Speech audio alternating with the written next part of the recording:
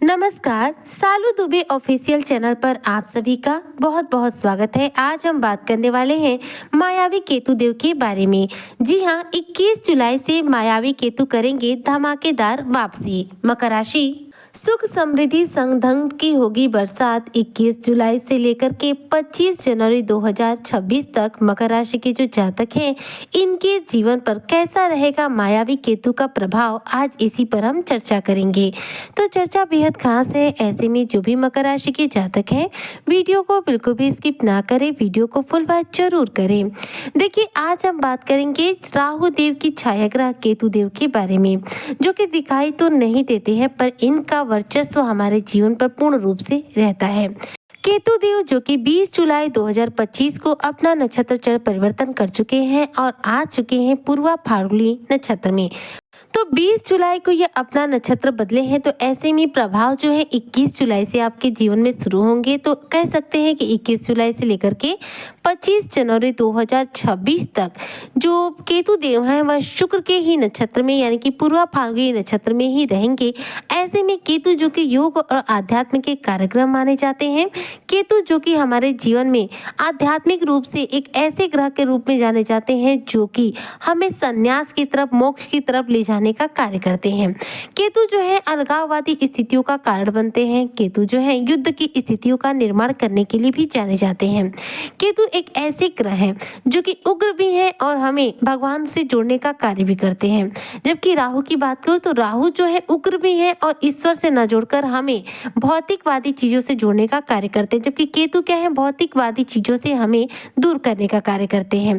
केतु देव ने अपना नक्षत्र चरण परिवर्तन कर लिया है और ऐसे में जो भी मकर राशि के जातक हैं, इनके लिए स्थिति बहुत उत्तम बनेगी, क्योंकि अभी तक जो केतु की स्थिति थी वो बेहद निगेटिव थी।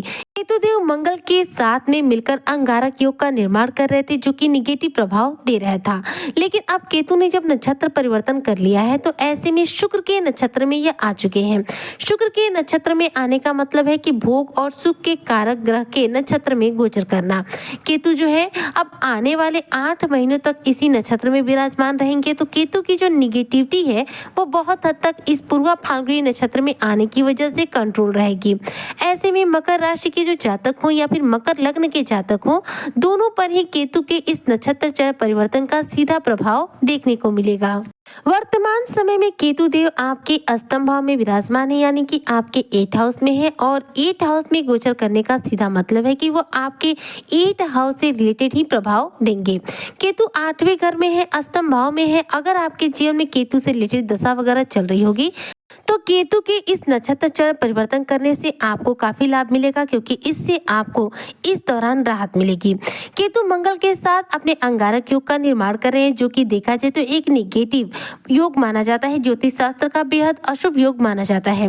मंगल केतु 28 जुलाई तक अपने अंगारक योग का निर्माण कर रहे हैं, लेकिन 28 जुलाई को मंगल देव अपना राशि परिवर्तन कर लेंगे, जिसके बाद से यह अंगारक योग पूर्ण रूप से समाप्त हो जाएगा। लेकिन मंगल के राशि परिवर्तन करने से ठीक पहले अब यहाँ पर केतु देव जो है अपना नक्षत्र चरण परिवर्तन कर लिए, जिसकी वजह से जो अंगारक योग है इसके निगेटिव प्रभाव में अब कमी आ जाएगी, क्योंकि केतु जो है अब सौम्य ग्रह शुक्र के घर में विराजमान रहेंगे।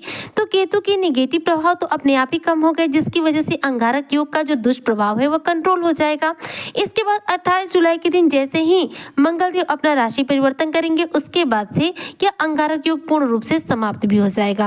अब केतु जो है छाया ग्रह के रूप में जाने जाते हैं राहु देव की, तो केतु के भी प्रभाव उतने ही तीव्र रहेंगे जितने कि राहु के रहते हैं। जैसे राहु क्या है, अकस्मात रूप से कार्य करने के लिए जाने जाते हैं, ठीक वैसे ही यहाँ पर केतु भी आपके जीवन में अकस्मात रूप से कार्य करेंगे। राहु क्या करते हैं, हमें सिर्फ भौतिकवादी चीजों से जोड़ते हैं और धर्म से विमुख कर देते हैं, जबकि केतु हमें धर्म से जोड़ने का कार्य करते हैं और हमें मोक्ष की तरफ लेकर जाते हैं। आने वाले 8 महीनों में देखा जाए तो शुक्र के पूर्वा फाल्गुनी नक्षत्र में होने की वजह से जो केतु है, यह मकर राशि के जो जातक जातक है इनके कोई रुके हुए पैसे को, कोई अटके हुए पैसे को इन्हें प्राप्त करा सकते हैं।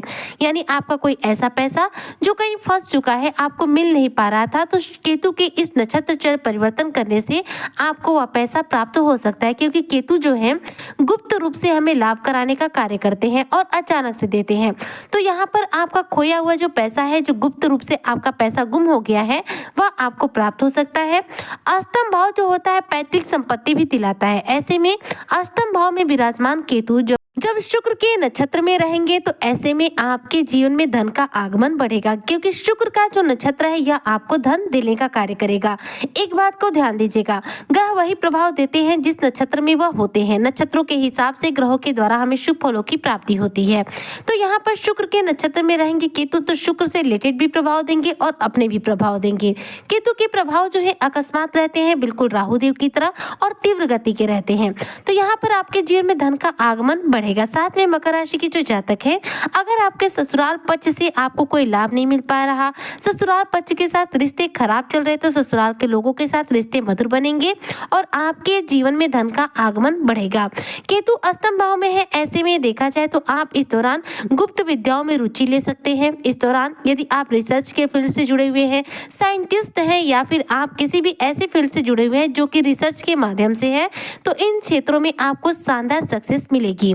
केतु का यह नक्षत्र चरण परिवर्तन पूरे 8 महीनों तक रहेगा और आने वाले इन 8 महीनों में आपके जीवन में धन की भी बरसात होगी और सुख समृद्धि का भी आगमन होगा, क्योंकि यहाँ पर केतु के सभी प्रकार के नेगेटिव प्रभाव पूर्ण रूप से कंट्रोल रहेंगे, क्योंकि यह शुक्र के नक्षत्र में रहेंगे। शुक्र कौन है? आपके पंचम और दसम भाव के स्वामी बनते हैं।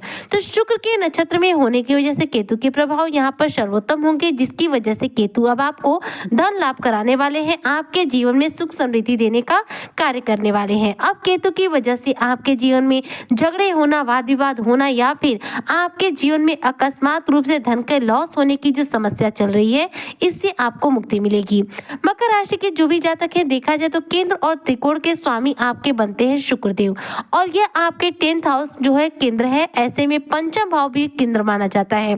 केतु अष्टम भाव में है और यहाँ पर शुक्र के नक्षत्र में गोचर कर रहे हैं, जिसकी वजह से आपके केंद्र, दसम और पंचम त्रिकोण के जो स्वामी है शुक्रदेव, यह अब आपको कई रूपों में लाभ दिलाएंगे।